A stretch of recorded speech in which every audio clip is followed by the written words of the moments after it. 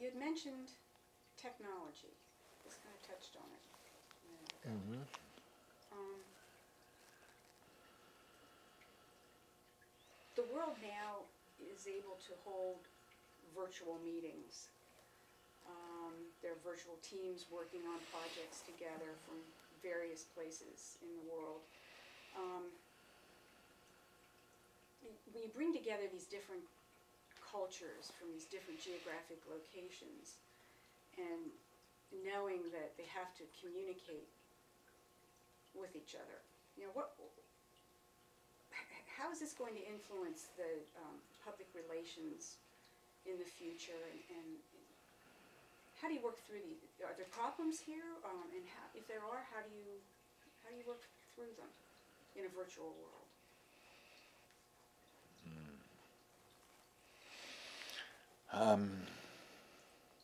I have a great respect for inventors and for high tech.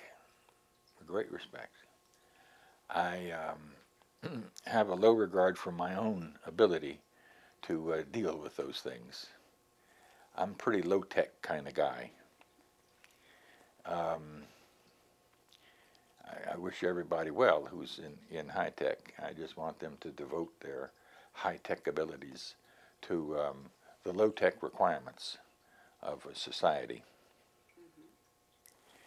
As for the international development of PR and of persuasion and its relationship to high tech, I think that the world is growing bigger, not smaller, partly because of this high tech business, because you can form discrete, smaller units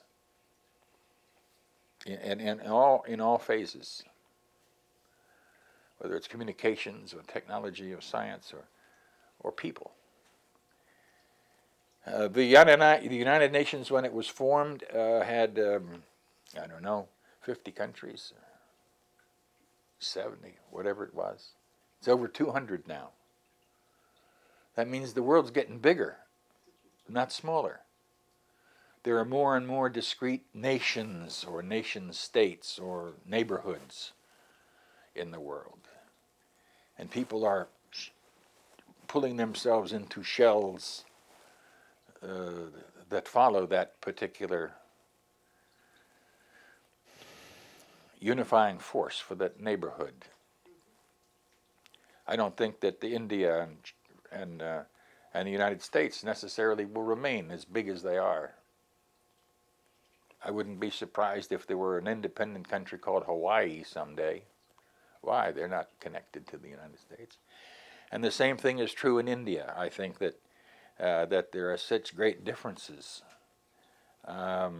Pakistan was one country, East and West, and now it's two countries. Pakistan and Bangladesh. India, I think, are pretty certain that South India will pull apart from Northern India and Mountain India. China is got its greatest challenge is not the military challenge anymore. Its greatest challenge is whether it can hold together the disparate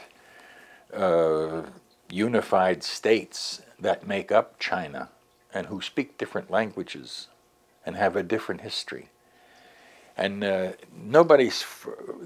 most people outside of China looking, let's say from this room at China, say, oh, they all look Chinese, they all have eyes like that, and they all speak ching, ching, ching, ching, ching. But they don't. They don't all have eyes like that. They have different histories, they speak different languages, and they know the differences. The people from Xinjiang don't speak the same Chinese as the people from Hunan. The people from Mongolia are totally different. The people from Shanghai, or Shanghai as it's called, speak totally different from people from Canton. And their food is different, and their history is different. And they may look all the same to us, sitting here in Pennsylvania Avenue, but they're different to each other, and I don't think, and certainly has been true throughout history, that a unified China can last very long. So if I were advising students, I'd tell them start learning to speak, take your pick of a Chinese language, and learn to write the ideograms. The ideograms remain the same. That's the unifying force. But the spoken language is totally different. I think that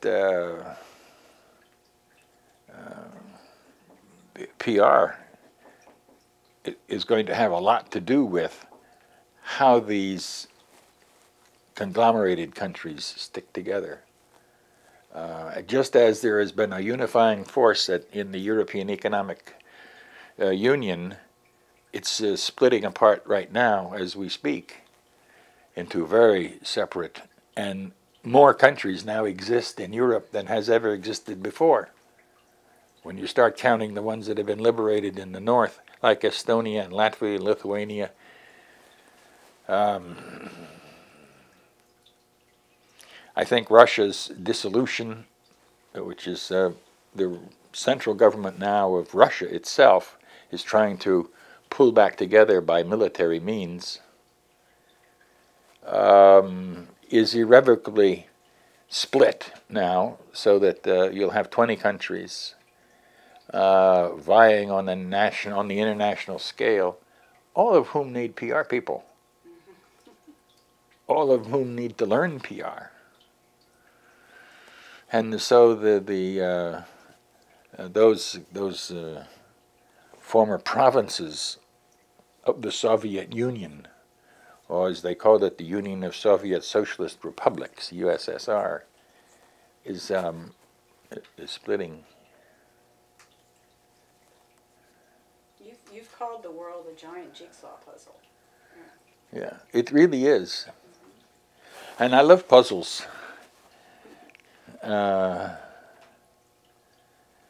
It's really amazing to me how provincial people are place by place. It's astonishing to me. I go to country after country, or in this country, state after state, and find there is a local jingoism, a local characteristic that makes them, people in that particular place, different or want to be different.